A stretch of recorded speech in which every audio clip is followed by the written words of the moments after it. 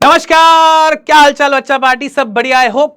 तो आप लोगों के सामने आज मैं आया हूं आप लोगों की एक बहुत ही कॉमन प्रॉब्लम को एड्रेस करने के लिए, जो कि क्या है, हाउ टू राइट आंसर्स। आप लोग एग्जाम में इंग्लिश के आंसर्स कैसे ड्राफ्ट करें, ये डिसाइड करता है कि आपके कितने मार्क्स आएंगे। चाहे आपको पूरा कंटेंट पता हो, चाहे आपको अच्छे से ये पता हो कि क्वेश्चन का आंसर क्या बनता है, बट अगर आप उसको लिखते सही से नहीं है तो फंस जाएंगे आप, आपके मार्क्स कट जाएंगे, राइट। तो इस क्वेरी को एड्रेस करने के लिए मैं आज आया हूं आपके सामने। आपके पास अभी भी कुछ समय है, इस अप्रोच को इंप्लीमेंट कर लेना अपनी आंसर राइटिंग में। आप लोगों के आंसर राइटिंग का जो प्रॉब्लम है वो फिक्स हो जाएगा, ठीक है। तो एक बारी देखते हैं, चलिए आपके एग्जाम में किस तरह के क्वेश्चंस आते हैं, क्या होता है, एक बारी बताता हूं। बिगिनिंग विद दिस अप्रोच, देखिए आपके एग्जाम में टोटल 13 क्वेश्चंस आते हैं बच्चा पार्टी। 13 क्वेश्चंस में वैरायटी ऑफ क्वेश्चंस आप देखते हैं, कौन कौन से क्वेश्चन टाइप्स होते हैं एक बारी देखिए। सबसे पहले सबसे बेसिक एक एमसीक्यू आता है आप लोगों के एग्जाम में, वो हो सकता है पैसेज में हो, वो हो सकता है एक्सट्रैक्ट बेस्ड क्वेश्चन में हो। वो एमसीक्यू जनरली 1 नंबर के आते हैं आपके, उनको कैसे आंसर करना है बताता हूं। उसके बाद जो दूसरा टाइप है बच्चा पार्टी, वो है वेरी शॉर्ट आंसर क्वेश्चंस। ये भी आप लोग जनरली अपने एक्सट्रैक्ट या पैसेज में देखते हो, जो कि 1 नंबर का होता है, लेकिन सब्जेक्टिव होता है, एमसीक्यू नहीं होता। तीसरा टाइप ऑफ क्वेश्चन होता है शॉर्ट आंसर टाइप क्वेश्चन, जो कि क्वेश्चन नंबर 11, जिसमें आप लोगों को 5 क्वेश्चंस का आंसर देना होता है आउट ऑफ अ टोटल 6। वो भी आप लोग देखिए एक बारी कैसे एड्रेस कर सकते हैं आप। ये टोटल 2 मार्क्स का होता है ये वाला क्वेश्चन, और ये आपको 40 to 50 वर्ड्स में इसका आंसर देना होता है। नेक्स्ट टाइप ऑफ क्वेश्चन है बच्चा आपका लॉन्ग आंसर टाइप क्वेश्चन, जो कि आपके 5 नंबर का एग्जाम में आता है, और इसकी वर्ड लिमिट होती है 120 to 150, राइट। ये जनरली आपका जो आखिरी क्वेश्चन होता है एग्जाम में, वो वाला होता है। इन क्वेश्चंस को कैसे एड्रेस करना है, चलिए बारी बारी से देखते हैं, एक एक केस को हम लेते हैं और समझते हैं क्या करना है। बट रिमेंबर, सबसे पहला काम जो आपको करना है before you start of writing your answer, वो क्या, कि क्वेश्चन पूछ क्या रहा है पहले वो समझ लें अच्छे से। आधी बार आप जल्दबाजी में क्वेश्चन को पढ़ लेते हैं, आपको एग्जैक्टली समझ ही नहीं आता कि क्वेश्चन क्या पूछ रहा है, लेकिन क्योंकि आप एग्जाम में हैं आप थोड़ा पैनिक कर जाते हैं और आप अपने आप कोई भी आंसर दे देते हैं, ये फिक्र ही नहीं करते आपकी क्वेश्चन में क्या पूछा गया है। तो सबसे पहले और सबसे इंपॉर्टेंट काम, नो कि क्वेश्चन एक्चुअली पूछ क्या रहा है। उसके बाद अपनी आंसर स्टार्ट, जो राइटिंग अप्रोच है वो ये वाली यूज करके आंसर लिख दीजिए। देखिए सबसे पहला टाइप है बच्चा हमारा एमसीक्यू, जो कि आपके एग्जाम में 1 नंबर का जनरली आता है। इसमें आप इस तरह का एक क्वेश्चन एग्जाम में देखेंगे, बड़ा सिंपल है। What does the imagery of walking about with the brothers in the shed primary represent. Keeping quiet से क्वेश्चन है, आपको बड़े क्लियरली क्वेश्चन दिख रहा है, 4 ऑप्शन दिख रहे हैं, आप बड़े आराम से इसका आंसर लिख देते हो। लेकिन जनरली आप एग्जाम में जो आंसर लिखते हो वो कैसा लिख देते हो, क्वेश्चन नंबर डालते हो और आंसर लिख देते हो ABCD, दैट्स इट।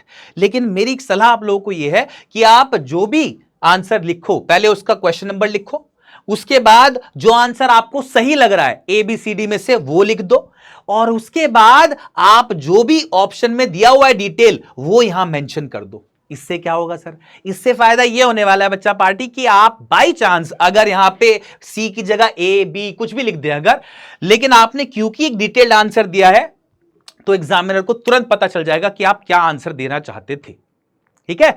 और वो आपको इसको देखकर मार्क्स दे देगा। यहां पर आप एग्जामिनर के सामने जो गुंजाइश है कंफ्यूजन की वो खत्म कर देते हैं, और आपको पूरे मार्क यहां पर मिल जाते हैं एकदम से, बिना सोचे बिना टेंशन के एग्जामिनर आपको ये मार्क दे देता है, ठीक है।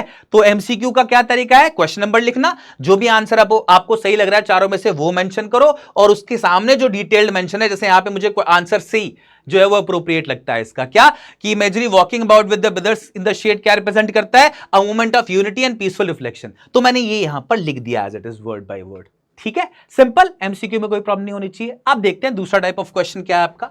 दूसरा टाइप ऑफ क्वेश्चन होते हैं very short answer type question, जो कि आपके एग्जाम में 1 नंबर का आता है। ये सब्जेक्टिव क्वेश्चन होता है, और जनरली ऐसे क्वेश्चन कैसे होते हैं एक बार देखते हैं, चलिए। लिस्ट एनीवन इमोशन दैट झटका experiences as her hair is being cut. अब इस आंसर का, इस क्वेश्चन का बड़ा सिंपल सा आंसर हो सकता है कि उसको क्या एक्सपीरियंस करती है, वो बड़ा गुस्सा आता है उसको, बहुत ही ह्यूमिलेटेड महसूस करती है, एक सेंस ऑफ डिफीट महसूस करती है, राइट। अब आप क्या करते हो, जनरली ऐसे आंसर लिख देते हो एक सिंगल वर्ड में, एंगर, ह्यूमिलिएशन, डिफीट। ये गलत नहीं है आंसर, लेकिन इसमें छोटी सी गड़बड़ है, क्या कि आपने जो सेंटेंस क्वेश्चन में दिया गया है वो यूज नहीं किया है, आपने पूरा आंसर ड्राफ्ट नहीं किया है। आप अब यहां पर एग्जामिनर के हाथ में है कि वो आपको पूरे मार्क्स दे, आपका आधा नंबर काट ले। इसको लिखने का बेटर तरीका क्या है, कभी भी एक सिंगल वर्ड में कोशिश करें आप इंग्लिश में आंसर ना दें, आप पूरा सेंटेंस लिखें। क्या अप्रोच होना चाहिए आपका, Zitkala Sa experiences anger as her hair is being cut, और एंगर जो है उसको आप अंडरलाइन कर दें, क्योंकि ये कीवर्ड है, आपका आंसर ये है, राइट। ये आपका ऐसा आंसर है जिसपे एग्जामिनर मार्क्स नहीं काट सकता आपके। इस वाले में हो सकता है आधा नंबर काट दे कि सेंटेंस लिखा है आपने, अगर ये आंसर आपने लिखा तो इसमें एग्जामिनर के मार्क्स काटने की गुंजाइश खत्म। ठीक है, और जो इंपॉर्टेंट कीवर्ड है उसको जरूर हाईलाइट करिए, चाहे कोई भी आंसर हो, जैसे मैंने यहां पर कर दिया। ठीक है, सिंपल। मूविंग ऑन, नेक्स्ट चलिए। अब है शॉर्ट आंसर टाइप क्वेश्चंस। ये वो एग्जाम क्वेश्चन है जो कि आप लोगों को यूजुअली क्वेश्चन नंबर 11 में देखने को मिलते हैं, जहां पर आप लोगों को एक इंटरनल चॉइस भी होती है, जिसमें आप लोगों को 40 to 50 वर्ड्स में आंसर लिखना होता है। 2 मार्क का एक क्वेश्चन है, बड़ा सिंपल सा क्वेश्चन एक लेके देखते हैं। चलिए, to which country did Saheb's parents originally belong, why did they come to India. अब इसका आंसर भी आप बड़े सिंपली लिख सकते हो। इस पहले पार्ट का आंसर है Bangladesh. Why did they come to India, Sahib के पेरेंट्स कौन सी कंट्री से बिलोंग करते थे, बांग्लादेश। इसका आंसर बांग्लादेश हो गया। ठीक है, 1 वर्ड में। Why did they come to India, क्योंकि जो इनके फील्ड थे और इनके जो घर थे वो डिस्ट्रॉय हो गए थे। सिंपल, ये आप लिख सकते हो, आपके पूरे मार्क्स बनते हैं, राइट। लेकिन अगेन यहां प्रॉब्लम क्या है कि आपने सेंटेंसेस को यूज नहीं किया है। तो आंसर कैसे ड्राफ्ट करना है, इन सेंटेंसेस को यूज करके आप लिखोगे Saheb's parents originally belong to Bangladesh. थोड़ी और डिटेल देना चाहते हो तो मेंशन कर सकते हो, Saheb's parents originally belong to Dhaka in Bangladesh, full stop. दूसरा part, why did they come to India, so they came to here. Remember, आपको 40 to 50 वर्ड्स की लिमिट है, आप इतने वर्ड्स में आंसर दे सकते हो अपना।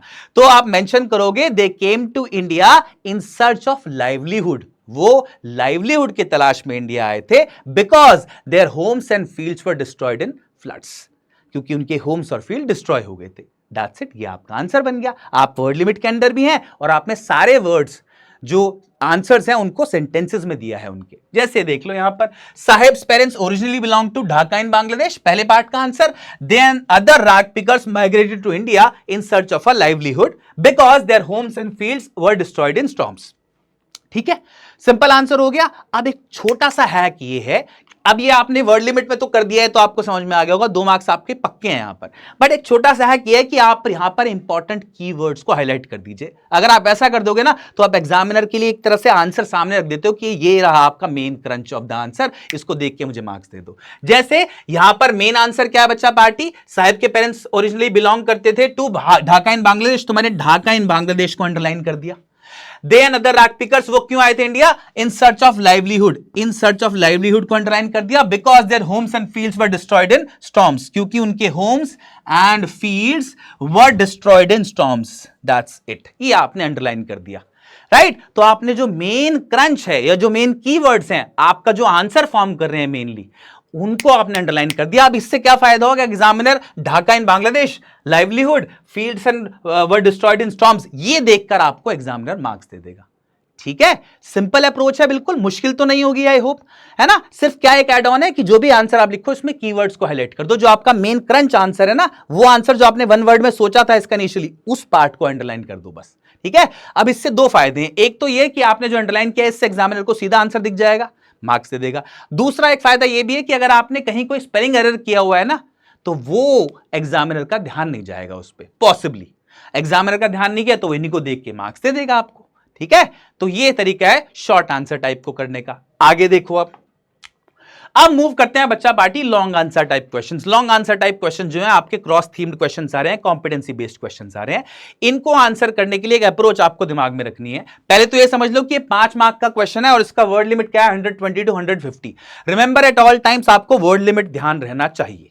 अब इन क्वेश्चंस को कैसे आंसर करते हैं ध्यान से समझिएगा। क्वेश्चन देखते हैं, चलिए पहले।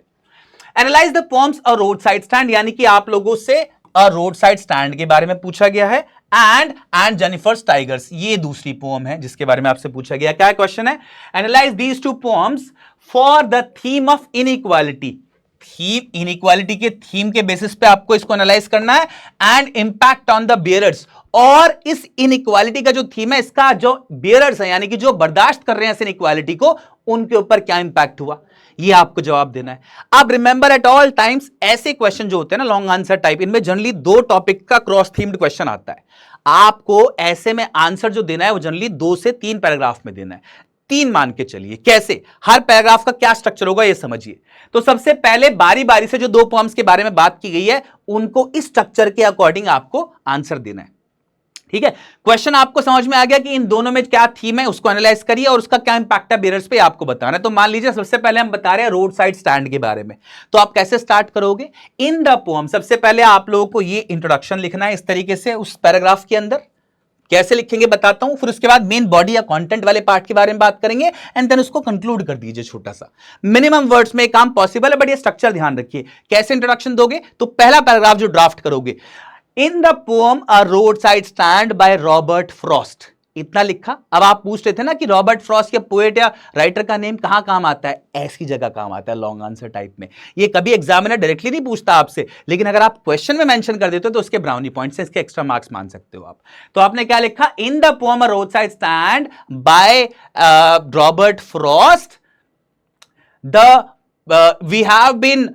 we have talked about the ordeals faced by rural rustics because of urban people।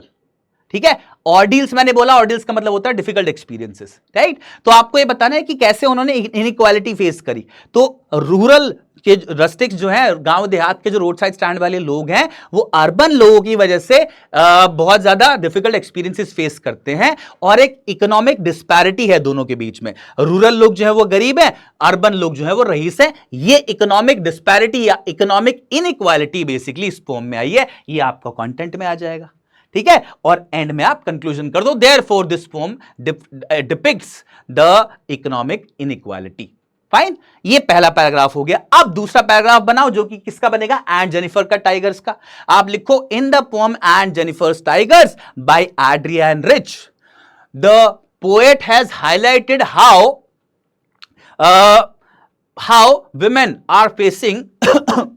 how women are facing gender inequality या gender oppression at the hands of people या at the hands of patriarchal society। ये mention कर दिया। मतलब आप लोगों को क्या दिखाना है इसमें कि कैसे एड्रियन रिच वाली जो पोएम है ये दूसरी एंड जेनिफर्स टाइगर्स, इसमें इनइक्वालिटी फेस एक्सप्रेस की गई है।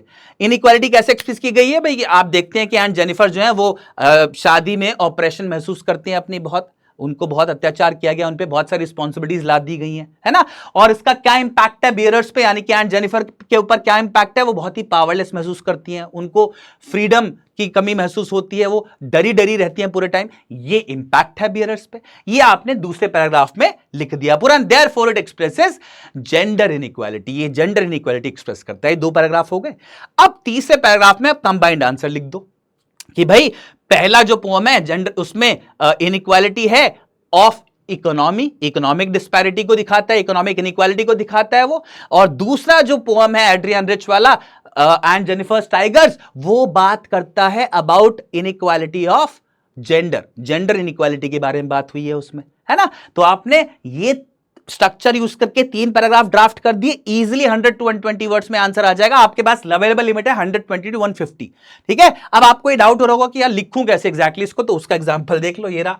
सबसे पहले हमने बात करी भाई पहले पैराग्राफ की, पहले जो पोएम है अ रोड साइड स्टैंड, उसमें देखो हम कैसे लिखेंगे। The poem a roadside stand by Robert Frost presents, क्या प्रेजेंट करता है? Ordeal of rural people who remain neglected by urban society. पहली पोएम क्या प्रेजेंट करती है? आपने एक बेसिक इंट्रोडक्शन दे दिया कि उसमें क्या बताया गया है, उसमें रूरल जो लोग हैं उनकी डिफिकल्ट एक्सपीरियंसेस, ऑर्डील के बारे में बात की गई है, जो कि बड़े नेग्लेक्टेड होते हैं अर्बन सोसाइटी के द्वारा। ठीक है, अब इसमें आप कंटेंट के बारे में बात कर दो कि कैसे इनइक्वालिटी को दिखाता है और उसका क्या इंपैक्ट है बियरर्स पे। तो they hope for economic upliftment, हालांकि वो इकोनॉमिकली अपलिफ्ट होना चाहते हैं, but are cheated by false promises of progress, लेकिन उनको फॉल्स प्रॉमिसेस के द्वारा चीट किया जाता है। Their helplessness highlights economic inequality, इनकी जो हेल्पलेसनेस है वो इकोनॉमिक इनइक्वालिटी को हाईलाइट करती है। ठीक है, अब इसमें ये हो गया बच्चा पार्टी आपका पहला पैराग्राफ, जो कि रोड साइड स्टैंड के बारे में है। दूसरा पैराग्राफ देख लो, aunt Jennifer's tigers. Similarly in and Jennifer's tigers by Adrienne Rich, by add कर लेना यहां पर, एड या बाय एड्रियन रिच के बिना भी सेंटेंस अगर वैलिड आप बना सकते हो वैसे बना दो। Similarly in and Jennifer's tigers Adrienne Rich illustrates gender inequality, gender inequality को इलस्ट्रेट करता है। ये कैसे? थ्रू एंड जेनिफर के थ्रू ही दिखाया गया ना इस पोएम में। माउथपीस कौन है, किसके थ्रू ये दिखाया गया है कि बहुत ऑपरेशन हुआ है लेडी के ऊपर? एंड जेनिफर के थ्रू। तो एड्रियन रिच इलस्ट्रेट करती है, दिखाती है जेंडर इक्वालिटी को एड्रियन रिच के through, who suffers patriarchal operation, जो कि पेट्रियार्कल ऑपरेशन झेलती हैं। ऑपरेशन मतलब अत्याचार, पेट्रियार्कल मतलब at the hands of a man, है ना। तो आपने ये इसमें ही बता दिया इनइक्वालिटी क्या है, राइट। अब आपने वो स्ट्रक्चर फॉलो करते हुए दोनों पैराग्राफ लिख दिया, आप तीसरा कंक्लूजन वाला पैराग्राफ लिख दो एक। कैसे? बोथ पॉम्स एम्फसाइज इनइक्वालिटी, दोनों ही पॉम्स में इनइक्वालिटी बताई गई है। कैसे? इकोनॉमिक इन फ्रॉस्ट, फ्रॉस्ट की पॉम में इकोनॉमिक डिस्पैरिटी है, गांव और जो शहर के लोग हैं उनके बीच में पैसे का डिफरेंस है। और gender based inequality Adrienne Rich की पॉम में, राइट। और उसके बाद एक एड ऑन और बता दो कि इसका रिजल्ट क्या हुआ, showing it's lasting impact on the oppress, एक लास्टिंग इंपैक्ट ये छोड़ता है जो भी अत्याचार हो रहा है जिसके ऊपर, उसके ऊपर। ये बता दो आप दोनों ने क्या क्या किया। While poor remained voiceless, Robert Frost की पॉम में जो लोग हैं, गरीब लोग जिन्हें इनइक्वालिटी फेस करनी पड़ी, वो वॉइसलेस रहे, यानी कि उनकी आवाज दब गई एक तरह से, वो कुछ नहीं कर पाए।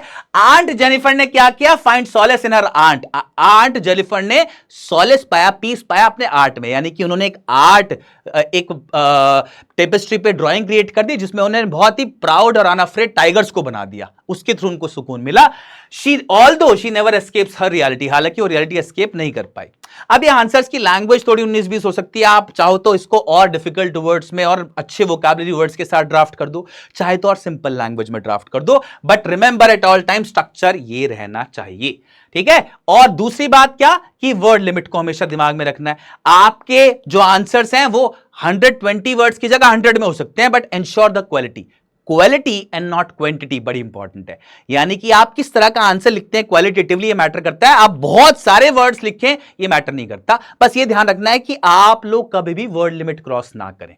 वर्ड लिमिट क्रॉस करने की जगह आपको लगता है सर कम वर्ड्स लिखे तो कोई बात नहीं, आपके नेसेसरी पॉइंट्स पूरे होने चाहिए क्वेश्चन में। अगर आप 100 वर्ड्स में 90 वर्ड्स में भी अपना आंसर ड्राफ्ट कर दोगे, एंश्योर करते हुए कि आपकी जो नेसेसरी पॉइंट्स हैं वो आपने क्लियरली कंक्लूड कर दिया, क्वेश्चन का आंसर आपने सेटिस्फाई कर दिया है, तो there is no problem at all. एक आखिरी चीज क्या रह गई, जो डिफिकल्ट या जो की वर्ड्स है बेसिकली उनको अंडरलाइन कर देते हैं। तो सबसे पहले रॉबर्ट फ्रॉस्ट की पोएम जो है उसमें क्या है, ordeal of rural people present की गई है, ठीक है।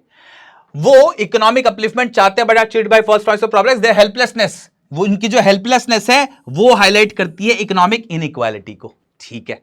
अब दूसरी पोएम जो एड्रियन रिच की है वो क्या इलस्ट्रेट करती है, वो जेंडर इनइक्वालिटी को एक्सप्रेस करती है, ठीक है। यहां पर भी हमारा इकोनॉमिक इनइक्वालिटी लिख दिया हमने। दूसरी पोएम में क्या है, जेंडर इनइक्वालिटी है through Aunt Jennifer who suffers under patriarchal operation, जो कि पैट्रियार्कल ऑपरेशन सफर करती है, ठीक है।